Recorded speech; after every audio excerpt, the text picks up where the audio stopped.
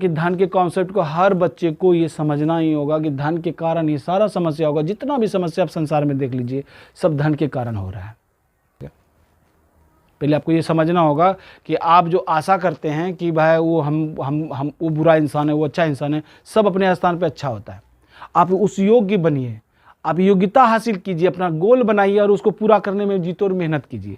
और शुरुआती दौर से ही कुछ बचत करके निवेश कीजिए, ताकि आप इस स्थिति में रहें कि आप जो लक्ष्य बनाए हैं उसको प्राप्त अब कर लीजिएगा, ताकि अगले को भी ये लगे कि ये लड़का आगे ग्रोथ करेगा, क्योंकि वो सिस्टम से सब चीज़ कर रहा है। उसको सिस्टम पता है कि कैसे हमको धन को रखना है, कैसे मैनेज करना है, क्या करना है, क्या नहीं करना है, ताकि अगर हम वहाँ तक नहीं भी पहुँच पाए तो उसके पास इतना पर्याप्त धन हो कि हमारी संतान उसके साथ सुखी रह सके।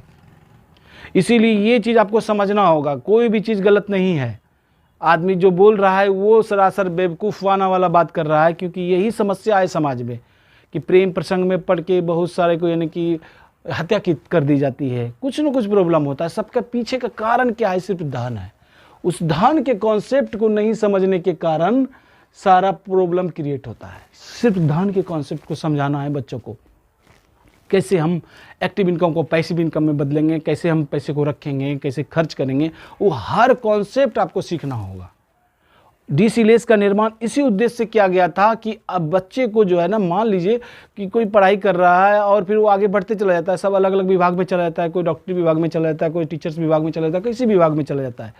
तो लेकिन धन को जो अगर वो सही से नहीं समझता है, जिसके कारण धन के पीछे वो पागल हो जाता है और किसी भी तरीके से वो धन कमाना चाहता है।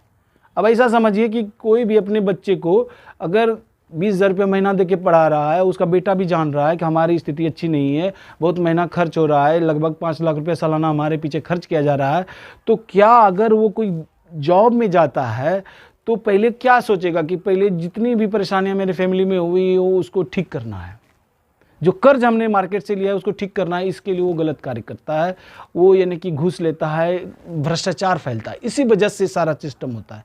इस धन के कारण ही सब चीज़ होता है। धन के कारण अच्छा भी समय आता है, धन के कारण बुरा भी समय आता है। इसलिए धन के कॉन्सेप्ट को हर बच्चे को समझना होगा कि धन के माध्यम से ही सारा प्रॉब्लम होता है और सारा समाधान भी उसी में है। यानी कि कहा जाता है कि जो चीज़ का समस्या का समाधान यानी कि आपका सब चीज़ जो है एक ही चीज़ में है, लेकिन हम समझ नहीं पाते हैं। हमारे शरीर में जितनी भी परेशानियां होती है उसका समाधान हमारे शरीर में भी उपलब्ध है, लेकिन हम उसको समझने नहीं के कारण जो है ना कि हम उससे निजात नहीं पा सकते हैं। हर चीज़ समस्या ही समाधान है। समस्या क्यों उत्पन्न हुई, इस जड़ को पहले खोजना होगा, फिर उसका समाधान ऑटोमेटिक आपको निकल जाएगा।